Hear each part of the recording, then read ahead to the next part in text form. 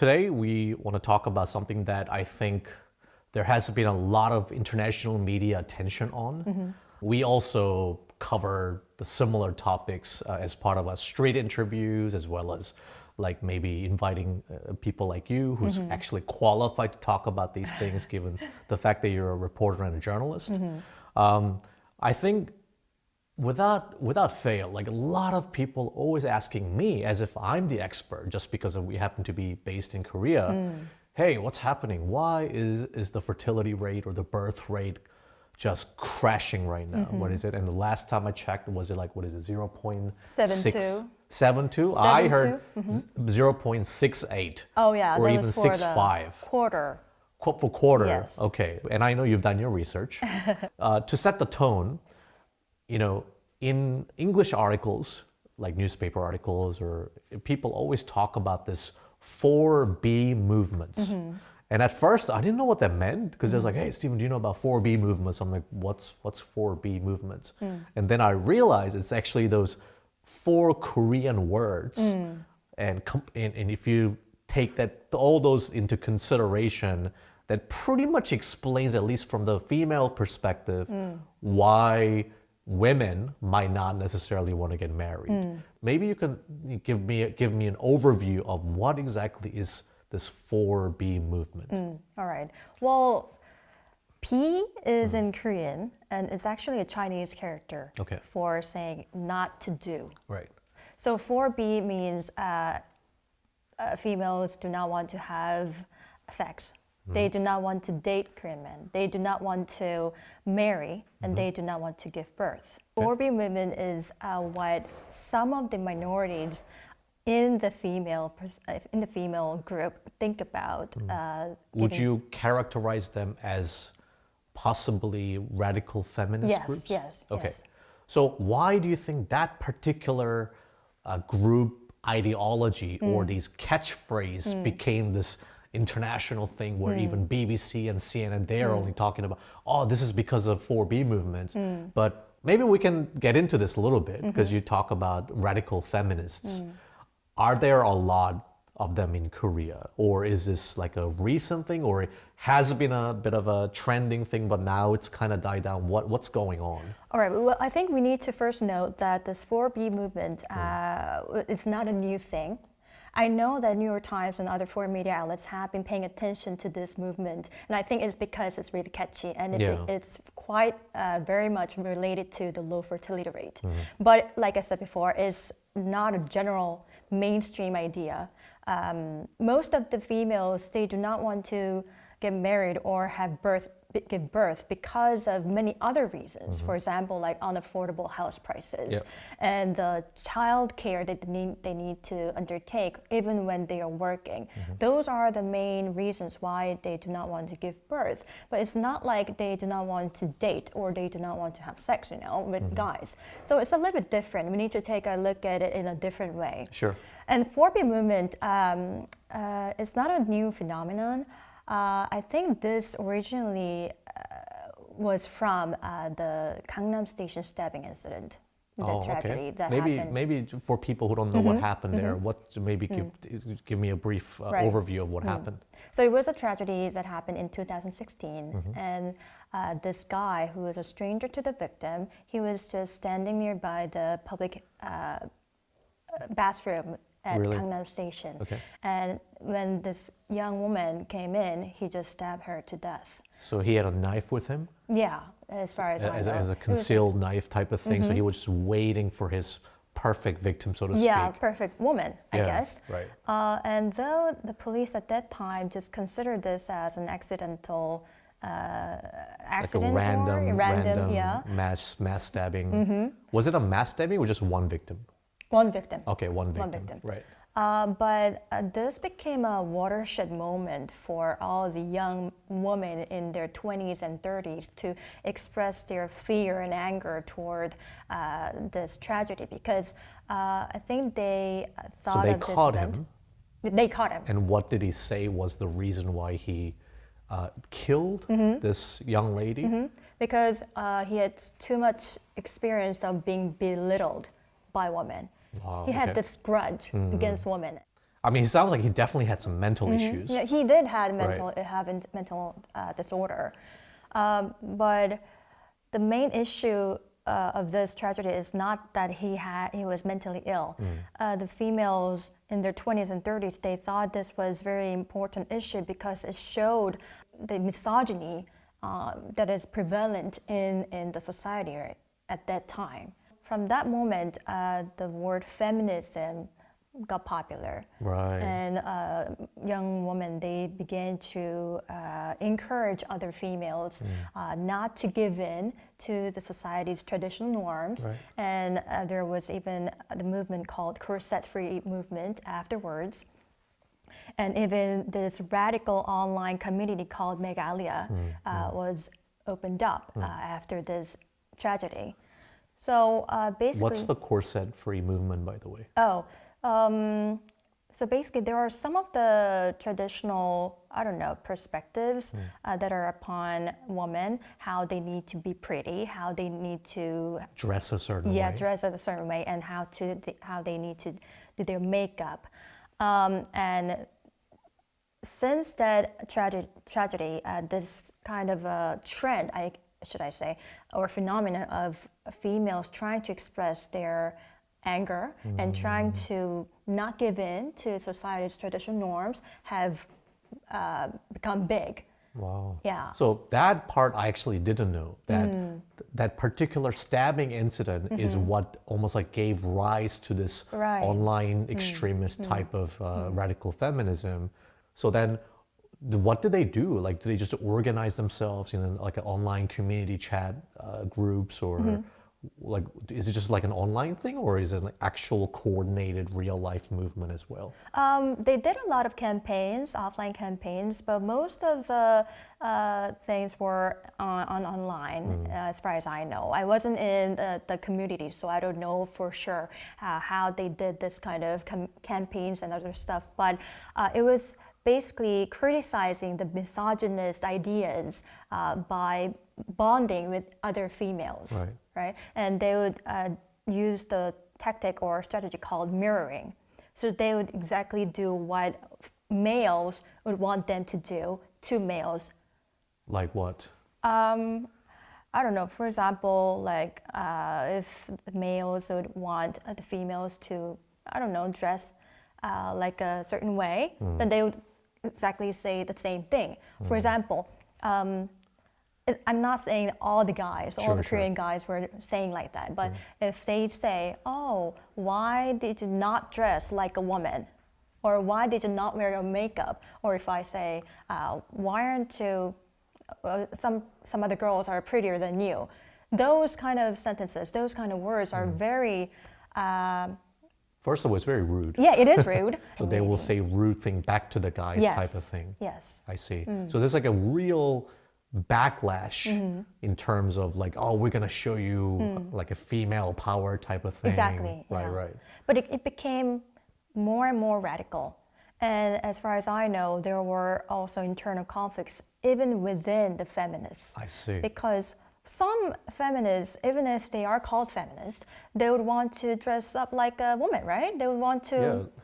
Basically, be they should be pretty. free to do whatever they Exactly, want. exactly. Yeah. So those people, if they are being criticized, if they were criticized by other feminists for not being feminist enough, then they would have internal conflicts within themselves, right? Wow. So at that time around, in 2016 to 2018, I guess, I think that was the time the feminist movement was very mainstream thing. It was a big thing for Korean society. I see. And as a follow-up movement, the 4B movement came along after some of the crime cases emerged. For example, So additional crimes. Yeah, additional crime cases. Like what? Like the Webpart cartel case and also the Nth Room. I mean, I know about them, but I'm not sure if our audiences do. These producers of the illegal sexual videos, the digital forensic doctors, and those who would profit from those videos, so all collude with each other to gain the profit. Okay. So they were basically using young women to film those kind of videos, and they would just upload to the web part, and they would threaten them to give money. Oh, so it's form So of that a they blackmail, can- like yeah. with a, hey, I'm gonna upload your video. But who was doing this? There was some several groups of them. Right. Like It's a group of guys. Yes, group of guys. That there was a collusion between those web part users, the producers of the videos, and the digital forensic doctors who just tried to gain profit by by exploiting these women. And I think that those kind of cases, along with the nth room, which was this one was about the multiple chat rooms on Telegram. Right. Oh, yeah. Yeah. I remember hearing about them. So on Telegram chats, there were all these. Videos, Yeah. illegal videos of sexual, things. So like a revenge porn type of thing. Yeah, right? yeah. Yeah. So those kind of crimes led women think that it's not right to date nor have sex with guys because they could always become victims of those kind of illegal videos. That's why this even bigger backlash of like, hey, let's not even date Korean men type of thing came about. Yeah, I think so. So 4B being Pihon, which was no marriage. No marriage. And what was the other ones? Pichulsan, Chusan means no, giving birth. yeah, no birth, and no dating, No dating and no sex. no sex. And what happened to these feminists who started looking at all these crimes, and then they wanted to do something about it? Are they still there, or they kind of dismantled? I think for now, the feminism has become quite dismantled and has waned a little bit. And I think that's because, like I said before, there was internal conflicts, and also because the political parties, the politicians have decided to be cautious when they're using those kind of rhetoric. Like I said, all of these things happened in 2016 to 2020-ish. At that time, it was a big issue. So every politician would use this feminist rhetoric in order to gain votes. They would use this woman-centric policies to appeal to the women voters. Right. And at the center of that was actually the Liberal Democratic Party of Korea, because they are liberalists. They would do that. But after the two main potential presidential candidates, who were Park Won-sun, the former late Mayor, mayor, and An Hee-jung, who is former Chungcheong-namdo province governor. They were like two main presidential candidates within the party, but they were charged with those sexual harassments, and they were had to go against the allegations of sexual harassment, and that is why the mayor killed himself. Yeah. And So the former Seoul government. mayor, he committed suicide. Right. And so so they were supposed to be on the side of women, Exactly, but and they then were but then they actually got the- accused of all these sexual, Yeah. inappropriateness themselves. Yeah, exactly. It's so ironic. Yeah. And I think that's the reason why the DP, the Democratic Party, kind of realized that it's quite hard to use this rhetoric in favor of themselves. Right. Okay. And for the PPP, now PPP, which is That's the conservative party. yes, Yeah. or where then candidate Yoon Suk-yeol was in, he was supported by young males at that time who thought that they were rather being disadvantaged by this feminist movement. So Is there some truth to that, to their claim? That because of the policy of the Liberal Party policy during those time benefited too much of women, almost like reverse discriminated men. Is there like some validity to that claim, or is it more of like a political rhetoric? I think it was more of a political thing. Okay. Yeah, because It is true that there is still inequality regarding the male and female in Korean society. There are still some of the traditional norms that women in Korean society need to succumb to. But I also understand how the young males were feeling quite a disadvantage because at that time there were so many issues regarding those misogynist crimes, and they were viewed as potential criminals. Like all men are. Yeah, all men are like, dangerous. Which All is, men are. Which is kind of So they were quite uncomfortable. Right. About that. I totally understand, but that's what then presidential candidate Yoon Suk-yeol tried to use it for his presidential campaign. Right. He vowed to abolish the Ministry of Gender Equality and family. Yeah, He's I heard doing that. right now. By the way, that's exactly the type of thing that the Western media would highlight, this gender conflict, gender wars, right? And so that's why they're like, men and women, they're like at each other's throat. They're not getting along. They're enemies. That's the narrative that we'll hear all the time, right? So what's the situation like in 2024? Do you think that there's still this crazy gender war going on where men and women are both at each other's throat, or Not at all. not at all? Okay. Not at all. I mean, there could be still some people who are following, who are supporting the feminist rhetoric and who are supporting the other rhetoric as well. Yeah. But compared to the period of time between 2016 and 2020, at that time, I think the rhetoric itself, the gender war itself, has waned a lot. Interesting. Yeah. Okay. I think they're just all so tired of so tired of keep criticizing each Yeah. other, right? Because there's nothing good out from it, and even political parties, politicians are just too cautious right now to, come up with those kind of issues. I mean, if you take a look at general elections, they do not have any woman-centric policies. They do not use any word such as gender war, right? That's because they already have passed that period of I time, see. and they already know that it is quite difficult and risky for them to use those discourses, right? Right. So the rhetoric itself, the discourse has quite waned a bit right now. Just from the way you describe it, I'm trying to think of why these things came about. And I think it always starts from some random social media type of thing that gets amplified, in this case by major political parties as well.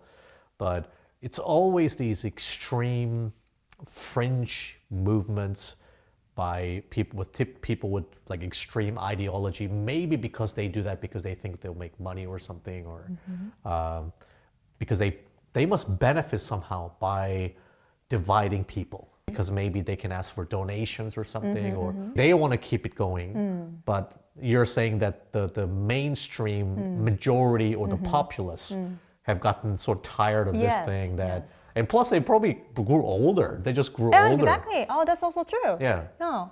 I mean, I totally agree with you how the feminists at that time were very eager to, I don't want to use the word educate, but they were eager to let other females know what the concept of feminism is. Oh, I see. So they try to lecture women. Yes. Yeah. I have my own experience of meeting my friend who was a radical feminist. Oh, at really? that time, So you had a radical feminist Yes. friend. So 5 of my friends sat down at a table like this. We were having dinner together. Right. And one of my friends was a radical feminist. She told me that it was wrong for me to date a guy, and it was wrong for me to just even think about giving birth. Wow. At that time, she was a radical feminist. Right. What's interesting is that she married. Okay. So she's totally okay now. Yeah, she's totally okay now, and she met a really nice guy, and she loves him. So I okay. think because time passed, Right. I think the whole sentiment has grown quite weak. And think about it. At that time, we were just those young females who were just in 20s. They were just university students who were eager to learn more about things that they had not known before. But then, as you said, it did go to a little bit of too extreme. Yeah. Right. And now those people are all fine, just getting along and just. I mean, it's just my friend's case. Yeah. So there could be other people who are still supporting the ideas. But what I'm saying is that the mainstream idea has changed a bit, I Okay. think. Yeah. So then I think we can move past this whole extreme ideology of 4B movements because now we're getting to the real root of the issue, right? Because you're saying, yeah, this whole birth rate crisis really got nothing to do with that momentary extreme radical feminism that happened like 5-6 years ago. Then we can now get into the real cause. So what do you got for me? What do you think is the leading contributing factors? And I'm sure there are many cultural, There are so like, many. economical, right? Right. There could be 2 to 3 reasons, main reasons. Okay.